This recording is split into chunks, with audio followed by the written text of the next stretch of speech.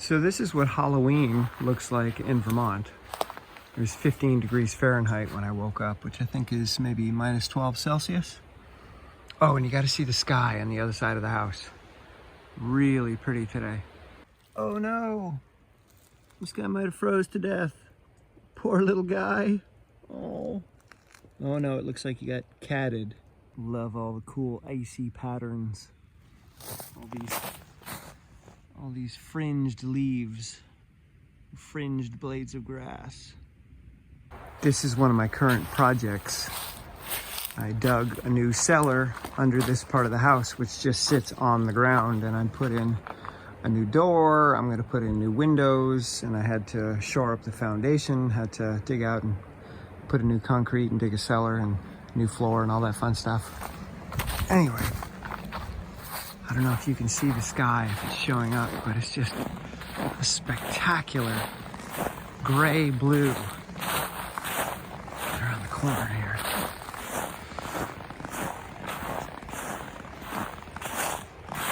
Yeah, I don't know, in person it might be nicer. It is just stunning. Even the deck gets furry. Most winter mornings start out with an ice scraper and a scraping of the windshield, which really requires two hands. One hand isn't strong enough. This is one of those fun mornings where it's not just frozen on the outside, but it's also frozen on the inside. So you got to clean both sides of the windshield before you can use the car. Super cool ice patterns on one of the windows. Very artistic. So my day usually starts out with me driving into the studio to work and listening to an audiobook on the way. And if I'm really engaged in the book, I'll sit here in the car in the parking lot listening for another 10 to 15 minutes and taking notes before I head upstairs. And the book I'm listening to right now is fascinating. It's called The Master and His Emissary by Ian McGilchrist, who is a psychiatrist and author. And this book not only corroborates much of what I've already learned about the brain and human behavior, but he's adding another dimension that most neuroscience writers are afraid to entertain, which is that of hemispheric lateralization or hemispheric difference in the brain. Pop psychology kind of went overboard with left brain people and right brain people, and much of what we now know about the brain discounts much of that belief. But there are differences between the right and left hemisphere in the brain, and Ian McGilchrist thought that these important differences were being ignored, dismissed, and not further researched because of the pop psychology over use of this left brain, right brain difference. So this book is about really getting into the nitty-gritty of what are the differences and how do they affect human behavior. And it's fascinating to me. And one of the things that you're going to see if you read a lot of neuroscience or pop psychology books is that they'll talk very generally about the brain. Or they'll talk about the cortex or the neocortex or the prefrontal cortex or the limbic system or the amygdala. And it's very general, and that doesn't really apply. So one of the things that Ian McGilchrist does in this book that I think is so important is to dive deeply into the differences between right hemisphere and left hemisphere in all the regions of the brain that we currently study. Like, what are the differences between the orbitofrontal cortex, right and left, the ventral medial cortex, right and left, the dorsolateral cortex, right and left, amygdala, right and left. Yes, there is a right amygdala and a left amygdala.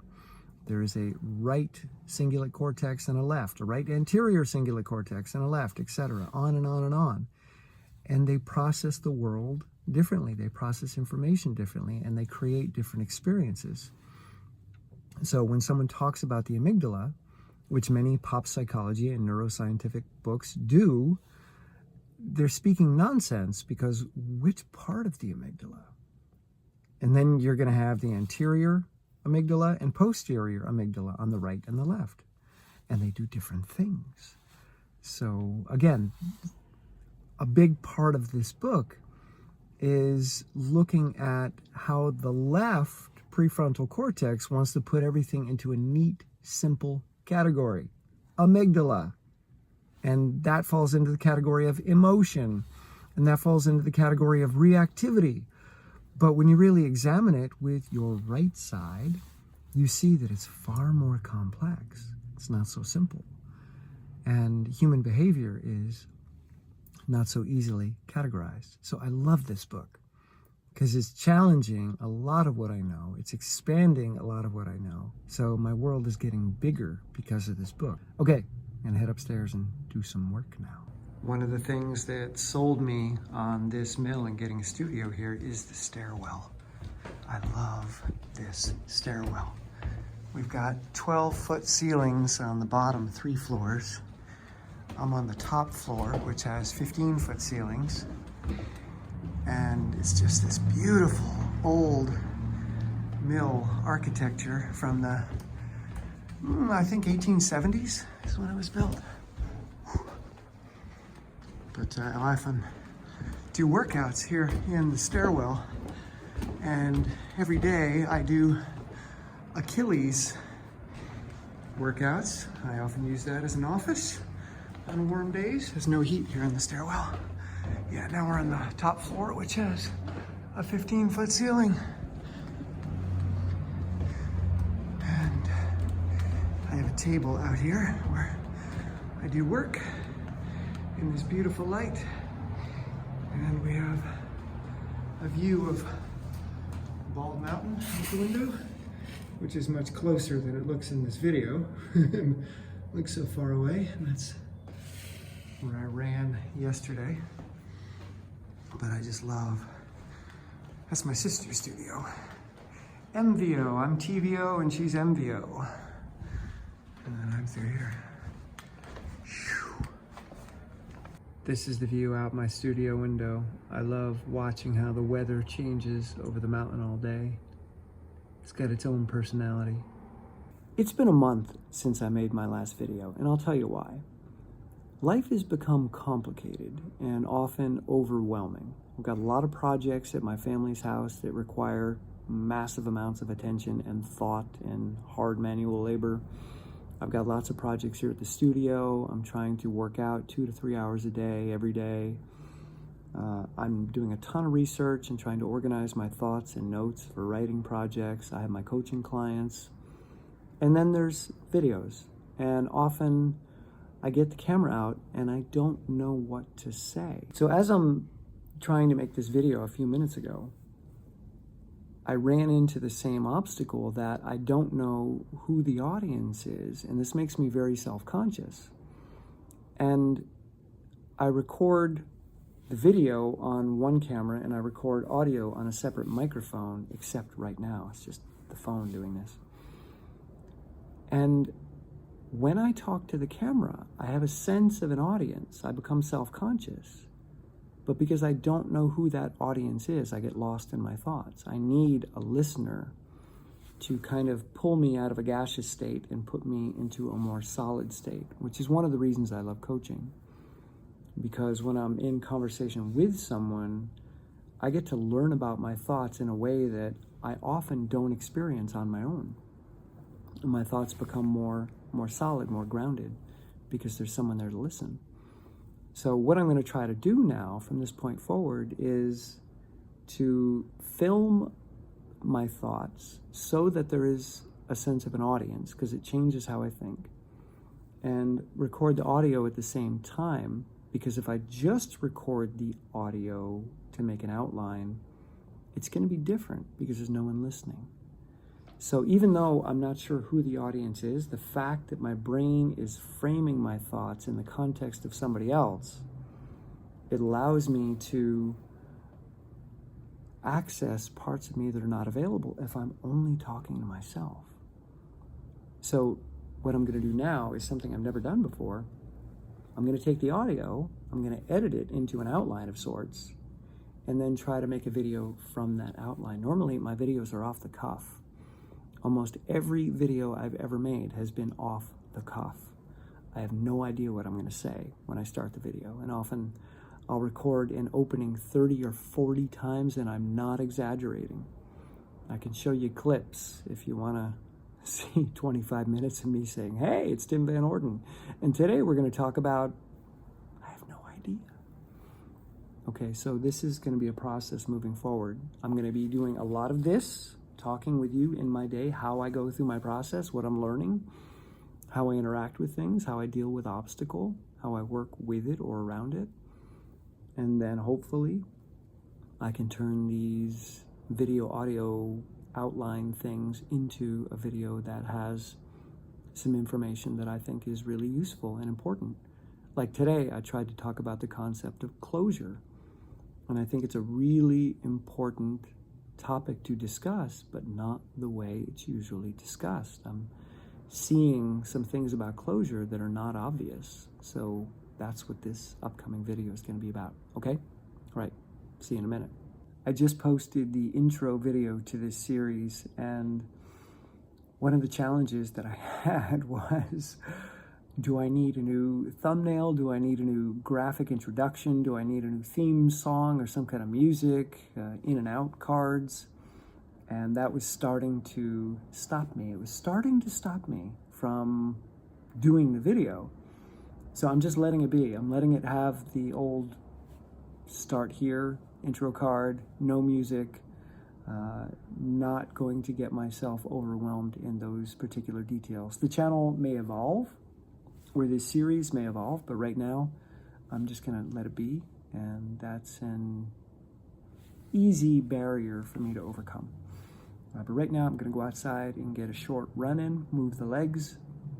It's around 33 degrees Fahrenheit, so about 1 Celsius.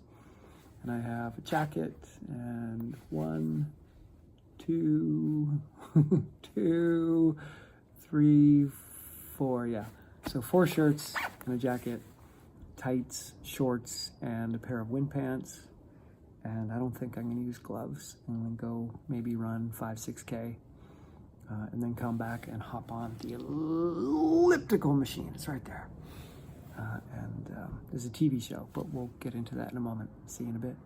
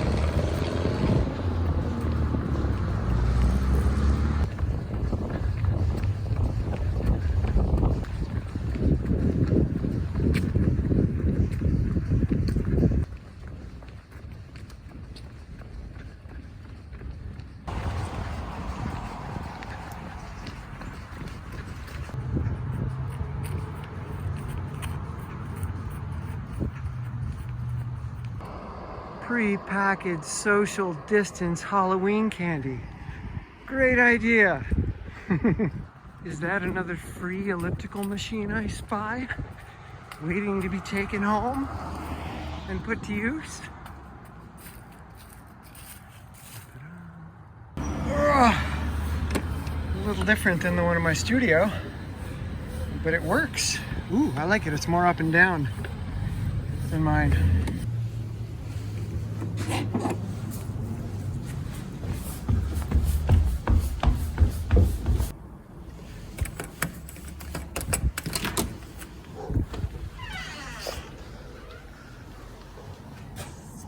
ended up running 7K on that run. Now I'm gonna change into something a little more comfortable and hop on the elliptical and watch the TV series Limitless. So this is my little gym and lounge where I watch movies and TV and YouTube on my elliptical.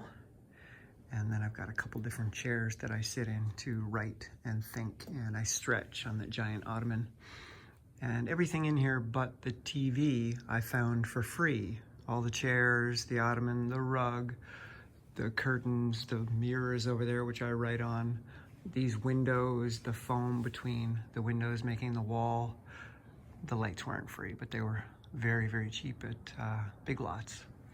So people ask me what kind of elliptical I have. It is an Eclipse 1000 HR. I have no idea if it's a good one. I found it at the dump in their metal pile. And I checked it out and it works perfectly. I took the arm thingies off because they were annoying me. I didn't want to be using my arms when I'm ellipticaling. So it's just my legs, and I've got it cranked up to a pretty high resistance. So even starting on this thing takes a great deal of effort, and I'll go for, I think the longest I've gone is up to 2 hours. I put my feet on the back of the paddles and I kind of bend down as I go. I don't stand straight up, so I'm kind of bent down. My feet in the back, and that gives me the best glute workout and hamstrings as well, because I have to kind of get a good knee bend when I'm bent like this. If I stand up too straight, my hamstrings don't engage.